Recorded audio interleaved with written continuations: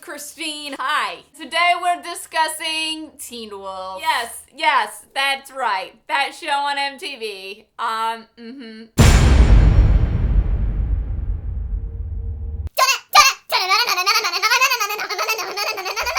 I should really do acapella. So I'm not here to convince you to watch Teen Wolf today. If you do need convincing, I'm going to direct you to my friend Natasha's video, which I will put in the doobly-doo. So I am currently in Teen Wolf withdrawal. I watched it maybe a month ago, and first season was like, and then all of a sudden I was sucked into this black hole of Teen Wolf, and I was just constantly like, I need to watch more Teen Wolf, and then I finished Teen Wolf. Before I make fun of the show at all, I want you to know I am a fan of the show, so relax. A few days ago, I posted on Tumblr about making this video, and I asked people if there's anything specific they wanted me to talk about. Yeah, I really want to know what it's about. It's not like the show's called Billowing Clouds. Ooh, what is that a metaphor for? It's called Teen Wolf. It's about some teen wolves and their lives. Let's talk about season 1 of Teen Wolf. LOL. So we've got all our main characters. First we have Scott. Scott in season 1. I was just baffled as to how he could be the lead in a television show. He seemed the dumbest. He didn't seem very smart to me. And then he had that like skater hair. His acting in season 1 was a little, there's this one episode where the full moon is coming and he has this murder face the whole time. Season 1, Lydia comes off really bratty and just annoying. I immediately didn't not like her because Stiles liked her. And I knew that if Stiles liked her, there was a reason and there was more to her character. And this whole time, I've just been waiting. I'm just like, Lydia, please show your nice colors. I know there's someone in there because I trust Stiles. Finally, her like more human, nicer side has started to emerge, and it came little by little. I kept thinking that something finally was gonna happen between her and Stiles, but then she like goes off and is like, oh, let me have sex with all the teen werewolves that there are at this school. And then of course there's Stiles. I was scrolling through Tumblr the other day and I came across this picture and it was like, Teen Wolf, come for the naked and head off shirtless dudes, and then stay for the Stiles, and then Stiles' face. Stiles is the strongest character on the show. He has the best lines, he has the best character development, he and his dad have the most believable relationship. I cry sometimes when they're interacting. Their acting is phenomenal, and how can you not love Stiles? He's the heart of the show. He's why you kept watching in the beginning. In the beginning, when I first started watching, and I see Stiles, and I'm like, why does that kid look so familiar? I feel like I've seen him before, but I don't think I have.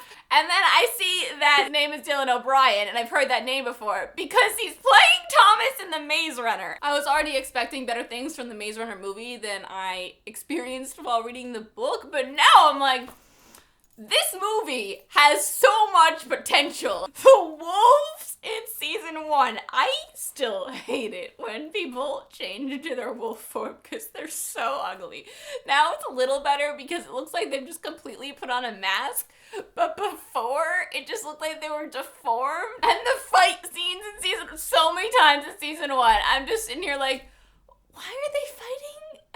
I'm not sure what the argument is about or what the point of this weird breakdance fighting is. It's so funny the way they edit their fight scenes, even through season 3 sometimes. It's just like, it's in such slow motion that it looks like they're doing nothing but cool, weird acrobatic tricks around each other. And you just sit there watching it. So, are they fighting? Werewolves practice the art of dance fighting. Then came season 2. I feel like the best thing they ever did for Teen Wolf was put in that title sequence. First season, we have Teen Wolf in impact font, small cloud billowing across the world. But then second season, you start it up, immediately everyone's more attractive, because that's what happens in TV shows. Like, they have first season, and then they all come back way more attractive. Just like they watched it, and they were like, whoa, ho, with my hair, what's going on? They get their personal trainers, they're ready, they're coming back rocking. And the first shot is of Scott, I believe, and he kind of looks up, and he has this new hip haircut. Now I am cool. And then there's a sequence of There's nothing I hate more than the running on all fours. I can't stand it. Like, you look so stupid and you're going slower than you would if you were running right side up. Like, I could understand the running on all fours if you were a complete wolf. Like, if you were an animal wolf, which no one is except for season 1 Alpha. He's in human form on the ground, like, galloping with his arms. I can't. He has this aura around him, like, yeah, I was a noob wolf last season, but now I'm freaking awesome. Watch me run on all fours and jump into Crystal Reed's window. Then, all of a sudden, we go to title sequence, and it's like, whoa! Stark black background, dramatic lighting, badass slow motion walking. I forget what Tyler Posey's doing in the first version, but in this season 3 version of the opening, he's just kind of levitating. And Holland with her weird falling thing. I always want Lydia to take a more proactive role in things. I feel like she always ends up being like this damsel in distress. She's so smart and she can figure so much stuff out. I just want to see her kind of kick ass, do something intellectual to kick ass and not just sit on a bed and scream with weird editing. I still don't really understand what Lydia is at this point. See, Teen Wolf does this thing where it's fine because it works and I roll with it, but they never fully explain the weird story arcs that they have going on. It's always very obscure and vague. In season 2, we're introduced to this black liquid that comes out of supernatural creatures whenever something's wrong. At first I thought it was like their blood was turning black and leaking out of them, but it really isn't. It just appears in Lydia's bathtub in the hospital. At that point, we were like, oh, is she turning into a werewolf? Like, is she rejecting the bite? And then she's in the woods naked for like 2 days. And it's just never explained. Is that something that happens when you turn into a banshee? I'm just confused. And it never is explained. Allison's grandpa starts bleeding the black stuff after taking the mountain ash. So is the black stuff mountain ash? Was the mountain ash just inherently in their blood when they were rejecting the supernatural bites? But then, Derek's sister is sick. She just starts oozing the black stuff too.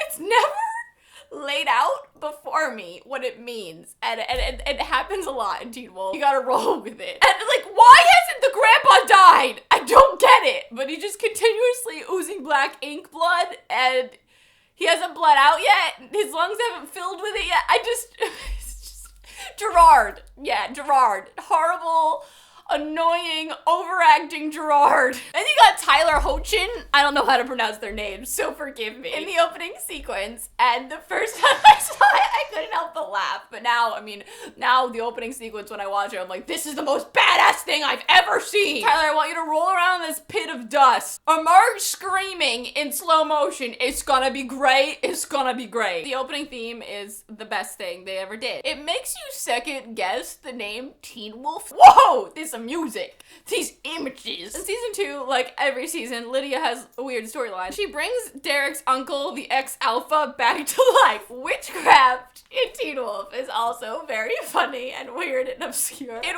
works. I'm not saying it doesn't. First we have the mountain ash. Is it like just dirt burned from a certain mountain? I don't understand why exactly it holds these properties, but okay, like I could roll with that, you know? But okay, you know, like Styles walked around with a big bag, like dragging the ash around. Now in season 3, like, people are able to like grab a hunk of ash, throw it up in the air, and it falls around them in a perfect circle. Now, I don't know if that's a studied art, you know, like, I've been training to throw ash in a circle for years. Or if you have to be supernatural, is the veterinarian and his sister travelers?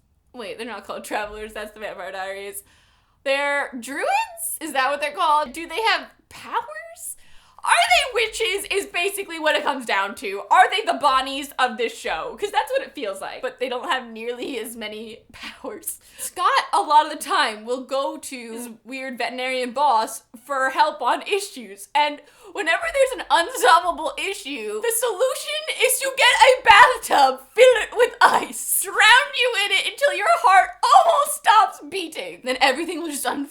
before your eyes. We never get to hear exactly the instructions he tells them. I don't know if it's just because they don't have any in mind, or if they don't want to tell us so it'll be a surprise, but we have that time when Isaac goes in and they're just like, you're gonna have visions. There's no spell that they cast over him. They're just like, you're gonna have visions of where they are. But then with the 3 bathtubs, now they're gonna have this darkness around their hearts. Like, why doesn't Isaac have a darkness around his heart? I don't get it. Was there a difference in these 2 rituals? Because they look pretty much the same. And then there's Lydia bringing the uncle back to life. I mean, there was no foreshadowing about witchcraft that could bring a werewolf back to life after he's dead. All of a sudden she was like, I'm arranging the room so the moonlight hits him at this hour and he's going to come back to life. How did the uncle know that? Did he do research from the dead? Did you? Can a banshee talk to the dead? Is that why they were communicating? Or is it because he bit her? It's all unclear, and it's never really laid out for us, and they never really question. He's back to life. Cool, join our pack. We're trying to take down these alphas. Let me just catch you up right now. Season 2 is when we get a lot of those Styles and his dad scenes, and they're just so wonderful. I love their chemistry on the show. Season 3 has some of my favorite episodes. I mean, season 2 they kicked it up there, but season 3, they're trying so hard to be creepy, and you know what? It's working. The first scene of the first episode of season 3 is like one of my favorite scenes in the whole show. The boys are in the car, the girls are in the car too. They pull up at the same light, and the light turns green, and the girls go forward, and the boys hang back, because they're like, just let them go, this is weird and awkward. So the girls go, and then 100 feet forward, they're like, wait a minute, they've stopped. Why are they stopped? And then you go back to the boys' car, they're like, oh my god, the girl stopped. Why did they stop? What's going on? And it's so funny. And then just like that random deer comes out of nowhere and slams its face into the windshield. And I'm just like, what the heck? They're trying to push us on this Isaac and Allison thing. I'm not exactly sold on it. I'm just not sold on Isaac as a character. Maybe it's the actor, or like maybe it's the lines they give him. He just seems very one-dimensional to me. I really love the creepy scene in the wine cellar with Styles and his preschool girlfriend. I was just thinking about it though the other day when Styles leaves to get the condoms and she's in there. There's wine just exploding from all the sides, and this is another thing where it's like they're trying really hard to make it creepy, and it is super creepy.